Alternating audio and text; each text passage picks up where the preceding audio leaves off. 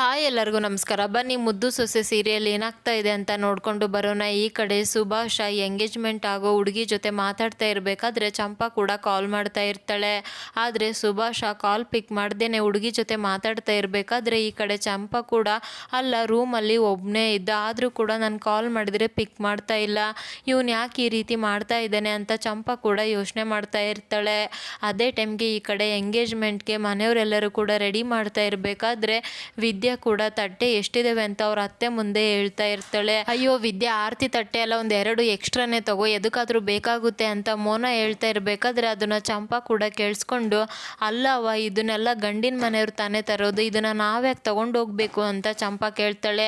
ಅದಕ್ಕೆ ತಾನೇ ನಾವು ತಗೊಂಡೋಗ್ತಾ ಇರೋದು, ಎಂಥ ಪ್ರಶ್ನೆ ಕೇಳ್ತಾ ಇದೆಯಾ ಚಂಪಾ ಅಂತ ಹೇಳಿದ ತಕ್ಷಣ ಅದೇ ಟೈಮ್ಗೆ ಅಲ್ಲಿಗೆ ಸುಭಾಷ ಕೂಡ ಬಂದ್ಬಿಟ್ಟು ಇಲ್ಲಿ ಸತ್ಯ ಗೊತ್ತಾಗಬಾರ್ದು ಅಂತ ತಡಿತಾನೆ. ಅಲ್ಲ ಯಾರ ಮನೆ ಇದ್ದ ತಗೊಂಡೋದ್ರೇನು, ಒಟ್ಟಿನಲ್ಲಿ ಎಂಗೇಜ್ಮೆಂಟು ಚೆನ್ನಾಗಿ ಆಗಬೇಕು ಅಷ್ಟೇ ತಾನೇ, ಅದ್ರ ಬಗ್ಗೆ ಯೋಚನೆ ಮಾಡಿ ಅಂದಿದ ತಕ್ಷಣ, ನೋಡ್ದೆ ಈಶ್ವರಿ ಇವಾಗ್ಲೇ ನಿನ್ನ ಮಗ ಬೀಗರು ಪರವಾಗಿ ಮಾತಾಡ್ತಾ ಇದ್ದಾನೆ ಅಂದಿದ ತಕ್ಷಣ ಈ ಕಡೆ ಸುಭಾಷ ಅಂತೂ ಫುಲ್ ನಾಚ್ಕೊಳ್ತಾ ಇರ್ತಾನೆ. ಆಗಲ್ಲ ದೊಡವ, ನಾನೇನು ಹೇಳೋಕೆ ಬಂದೆ ಅಂದರೆ ನಮ್ಮ ಮನೆಯಲ್ಲಿ ನಮ್ಮ ಅಣ್ಣನ ಮದುವೆಗೆ ನಾವೇ ತಾನೇ ತಗೊಂಡೋಗಿದ್ದು, ಇವಾಗೂ ಕೂಡ ತಗೊಂಡೋದ್ರೆ ಏನೂ ಆಗೋದಿಲ್ಲ ಅಂತ ಹೇಳ್ತಾ ಇದ್ದೀನಿ ಅಷ್ಟೇ ಅಂತ ಹೇಳಿದಾಗ, ಅಲ್ಲ ಸುಭಾಷ ಇವಾಗ ಯಾರು ಬೀಗರೆ ತಗೊಂಡು ಬಾ ಅಂತ ಹೇಳಿದ್ದಾರೆ, ಯಾರು ಕೂಡ ಹೇಳಿಲ್ಲ ಅಂದಾಗ, ನೋಡ್ದ ಈಶ್ವರಿ ನಿಮ್ಮ ಮಗ ಎಷ್ಟು ದೊಡ್ಡವನಾಗಿದ್ದಾನೆ, ಎಷ್ಟು ಮಾತಾಡ್ತಾ ಇದ್ದಾನೆ ಅಂತ ಮೌನ ಹೇಳಿದಾಗ, ನನ್ನ ಮಗ ದೊಡ್ಡವನಾಗಿ ಅವನ ತಿಳುವಳಿಕೆ ಬಂದು ತುಂಬ ದಿನ ಆಗಿದೆ, ಆದರೆ ನೀವೇ ಯಾರು ಅವನ್ನ ಸರಿಯಾಗಿ ಅರ್ಥ ಮಾಡ್ಕೊಂಡಿಲ್ಲ ಅಂತ ಹೇಳಿದ ತಕ್ಷಣ ಮನೆಯವರೆಲ್ಲರೂ ಕೂಡ ನಗ್ತಾ ಇರ್ತಾರೆ. ಅವಾಗ ಸುಭಾಷ ಕೂಡ ಇಲ್ಲಿ ಚಂಪಾ ಹತ್ರ ಏನು ಮಾತಾಡ್ಬೇಡ ಸುಮ್ಮನೆ ಇರು ಅಂತ ಸನ್ನೆ ಮಾಡ್ತಾ ಇರ್ತಾನೆ. ಈ ಕಡೆ ಈಶ್ವರಿ ಕೂಡ ಚಂಪಾ ಕುಂಕುಮ ಮತ್ತು ಅರಿಶಿನ ಟೇಬಲ್ ಹತ್ರ ಇಟ್ಬಿಟ್ಟು, ಅಲ್ಲಿ ಪೂಜೆ ಸಾಮಾನು ಇಟ್ಟಿದ್ದೀನಿ ತಗೊಂಡು ಬಾ ಹೋಗು ಅಂತ ಹೇಳ್ಬಿಟ್ಟು ಚಂಪನ ಅಲ್ಲಿದ್ದ ಕಳಿಸ್ಬಿಡ್ತಾರೆ.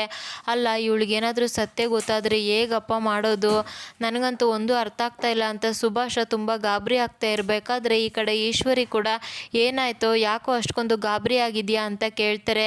ಅಲ್ಲ ಇವ್ರು ಯಾಕೆ ಪ್ರತಿ ಸಲ ಚಂಪನ ನೋಡಿದಾಗ ಇಷ್ಟೊಂದು ಗಾಬರಿ ಆಗ್ತಾರೆ, ಏನಾಗಿರ್ಬೋದು ಅಂತ ವಿದ್ಯೆ ಕೂಡ ಯೋಚನೆ ಮಾಡ್ತಾ ಇರ್ತಾಳೆ. ಇನ್ನು ಶಿವರಾಮೇಗೌಡ ಕೂಡ ನಾಳೆ ನನ್ನ ತಮ್ಮನ ಮಗಂದು ಎಂಗೇಜ್ಮೆಂಟ್ ಇದೆ ಅಂತ ಅವ್ರ ಆಪ್ತರಿಗೆಲ್ಲ ಕಾಲ್ ಮಾಡಿ ತಿಳಿಸ್ತಾ ಇರ್ತಾರೆ.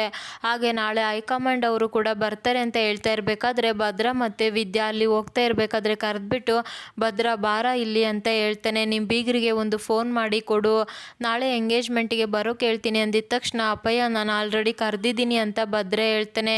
ನೀನು ಕರೆದ್ರೆ ಆಗ್ಬಿಡುತ್ತಾ, ನಾನು ಕೂಡ ಒಂದು ಮಾತು ಹೇಳಬೇಕು ತಾನೆ, ಇಲ್ಲ ಅಂದರೆ ಅಯ್ಯೋ ನೋಡು ಬೀಗರು ಒಂದು ಕಾಲ್ ಮಾಡಿಲ್ಲ ಅಂತ ಅನಿಸುತ್ತೆ, ಕೊಡು ಫೋನ್ ಮಾಡಿ ಅಂತ ಹೇಳಿದ ತಕ್ಷಣ ಭದ್ರಾ ಕೂಡ ಫೋನ್ ಮಾಡಿ ಕೊಡ್ತಾನೆ. ಇನ್ನು ಈ ಕಡೆ ಚಲುವ ಫೋನ್ನ ನೋಡಿಬಿಟ್ಟು, ಅಯ್ಯೋ ಅಳಿಯಂದ್ರೆ ಕಾಲ್ ಮಾಡ್ತಾ ಇದ್ದಾರೆ ಅಂತ ಕಾಲ್ನ ಪಿಕ್ ಮಾಡಿ ಹೇಳಿ ಅಳಿಯಂದ್ರೆ ಅಂತ ಕೇಳ್ತಾನೆ.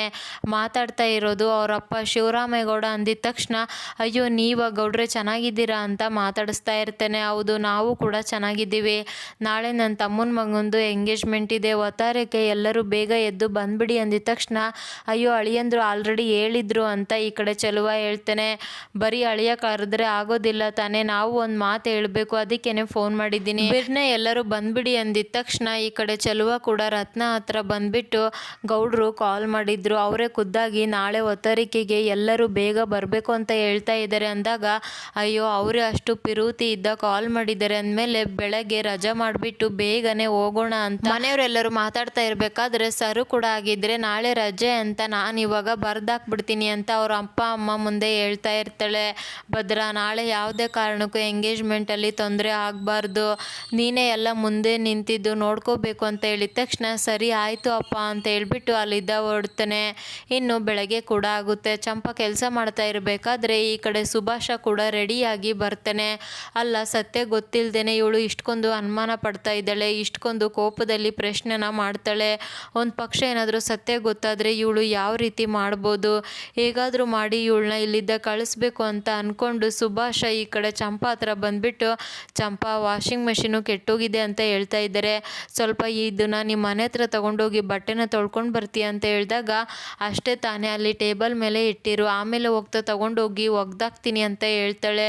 ಚಂಪಾ ಇವಾಗ ಮಳೆಗಾಲ, ನೀನು ಇವಾಗಲೇ ಒಗ್ದಾಕಬೇಕು, ಸಂಜೆ ಅಷ್ಟೊತ್ತಿಗೆ ನನಗೆ ಬಟ್ಟೆ ಇಲ್ಲ, ಹಾಗಾಗಿ ನೀನು ಒಗ್ದಾಕಿದ್ರೆ ಅದೇ ಬಟ್ಟೆನ ಯೂಸ್ ಮಾಡ್ತೀನಿ ಅಂತ ಹೇಳಿದಾಗ, ಹೌದಾ ಸರಿ ಕೊಡು ಅಂತ ಹೇಳ್ಬಿಟ್ಟು ಚಂಪಾ ಇಸ್ಕೊಳ್ತಾಳೆ. ಅವಾಗ ಚಂಪಾ ಅನುಮಾನ ಬಂದ್ಬಿಟ್ಟು, ನಿಜ ಹೇಳು ಈ ಮನೆಯಲ್ಲಿ ನಡೀತಾ ಇರೋದು ಯಾರ್ದು ಎಂಗೇಜ್ಮೆಂಟ್ ಅಂದಿದ ತಕ್ಷಣ, ಏನು ಚಂಪಾ ಈ ರೀತಿ ಮಾತಾಡ್ತಾ ಇದೆಯಾ, ಅಲ್ಲ ಅಲ್ಲ ನಮ್ಮ ಅಕ್ಕ ಚಿತ್ರದು ಅಂತ ಹೇಳ್ದೆ ತಾನೆ, ಅವಳದೇ ಎಂಗೇಜ್ಮೆಂಟು ಅಂತ ಹೇಳ್ಬಿಟ್ಟು ಚಂಪನ ಅಲ್ಲಿದ್ದ ಕಳ್ಸೋಕೆ ನೋಡ್ತಾನೆ.